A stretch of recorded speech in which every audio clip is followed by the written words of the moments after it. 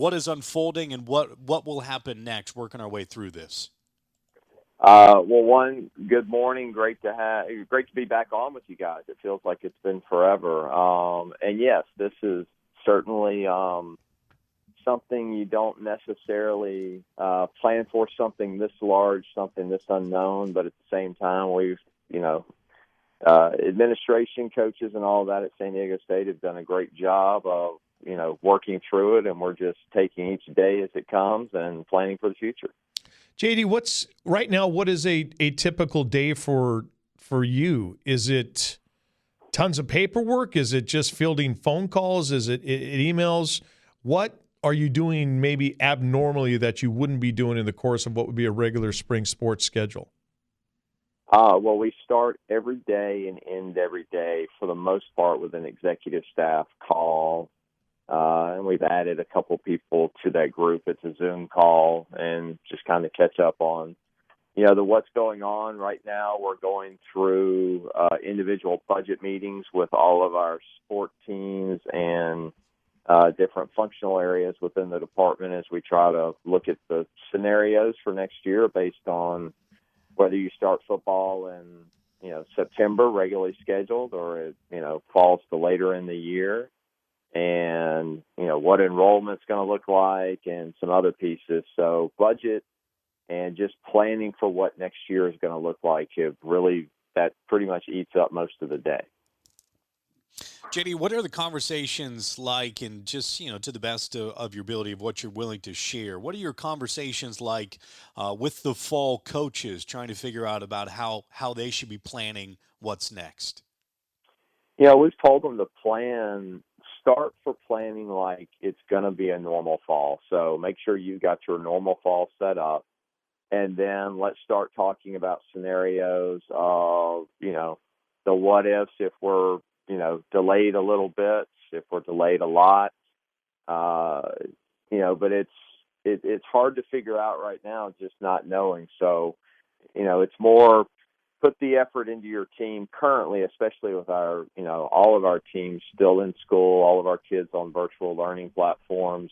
Those are the big keys. And then it's also the budget piece is going to be a big one because that'll definitely dictate, some of the things you're going to do, especially with the fall sports coming up as quickly as they are, from a conference schedule, from a non-conference schedule, those different pieces, what are those going to look like as well? We've nicknamed him JD Exotic. Aztec Athletic Director JD Wicker put this here on Xtra this morning. JD, as far as the directives and the NCAA with keeping all ADs in the loop, is there daily correspondence, phone calls, conference calls, emails from them, keeping you guys abreast of where you are? I don't know about daily, but they're definitely, various groups are working very hard to figure out, all of the questions that are being asked. Once we put the dead period in for recruiting, it was, coaches trying to figure out how could they communicate with recruits since they can't go off of campus. So, is it a Zoom call? Is it, what type of correspondence? And then, with all of our sports wanting to still engage our student athletes, how can we handle, remote workouts? Can we engage them in film study? So the NCAA has been working through all of that while also trying to, still run their, the normal business.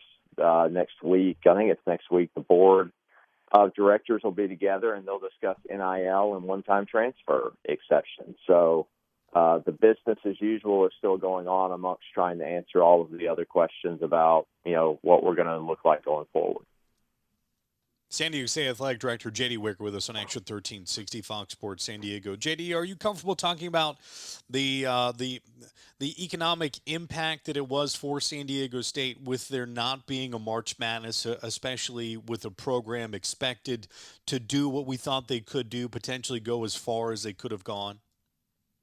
Well, obviously losing the basketball tournament was a massive hit to the NCAA because roughly 80% of the budget comes from the basketball tournament. So we've determined it's going to be it's a $1.1 million hit to our budget this year. not receiving those NCAA funds. Hopeful that we'll have a basketball season next year and the basketball tournament will get played and the NCAA revenue will be, back to normal. Obviously, there's some basketball shares that we're lost out on this year that, we would have shared in with the Mountain West Conference, but, that would have been future dollars. It's more important to figure out what we lost this year. So we're still going through and figuring out what our savings are from the spring sports. And hopefully in the next, couple weeks, we'll understand what that looks like. And then we're in the middle of ticket renewals for football and men's basketball. We have a football deadline coming up, and if people chose to pay in installments, we have a next installment payment coming up May 2nd. But then we've pushed everything back out as close to June 30th as we can with those last payments. So, we're trying to be sensitive to the times as well, but also, plan and get ready for next fall. JD, if they have been affected at all, has this done anything as far as the stadium project in Mission Valley? We're still working through the purchase and sale agreement, still continue to make progress with the city. Mm-hmm. Looking forward to that hopefully getting done in the next couple months. I think we're meeting more often now, though it's not in person. It's obviously remotely our negotiating team in the city.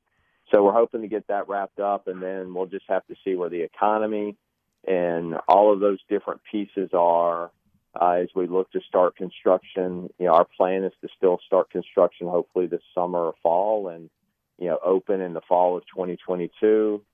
We had a nice philanthropic gift a couple weeks ago of $500,000, and we're about to, ramp back up with our philanthropic piece and our seat sales, that initial seat sales of Founder Suites, next month. So we're starting to ramp back up and get back into the business of trying to, have business somewhat normalized and get ready for the fall and get ready for construction to start here shortly. JD, specifically to football and I guess for all other sports as well, for those young athletes, have you heard anything, read anything, talked to anybody recently that has led to hope and optimism on your end? I think we'll play football next year. I think we'll play sports next year. There's a lot of talented, very smart people, much smarter than the three of us probably combined. Watch it. Yes. Working on COVID-19, and obviously it's important to let those people do their business and everybody, stay home and as much as you possibly can, and appropriate social distancing and all those pieces while we get this under control. But I think smart people will win out, and we will have some type of sports season next year. It may not start when it normally starts, but I feel like the country's going to have to, bounce back and get back to, some semblance of business as usual, hopefully in the summer and into the fall.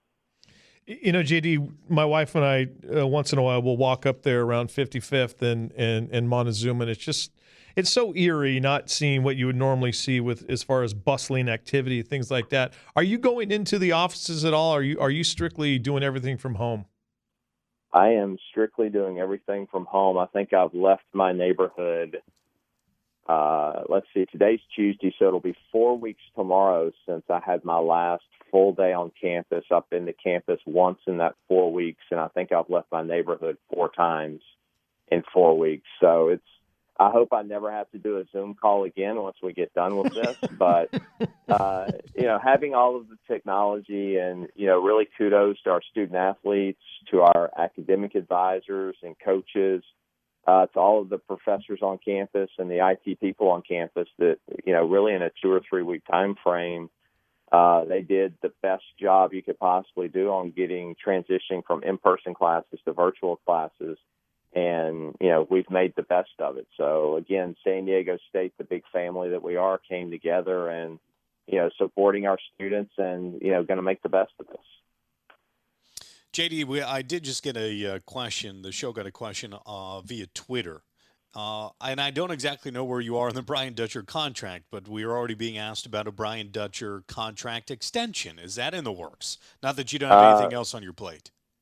Dutch and I have been having conversations for quite some time, so we're still, obviously there's been, some other things we've been working through as far as, the changes to the semester, but that's still an ongoing conversation and hope to have something wrapped up shortly.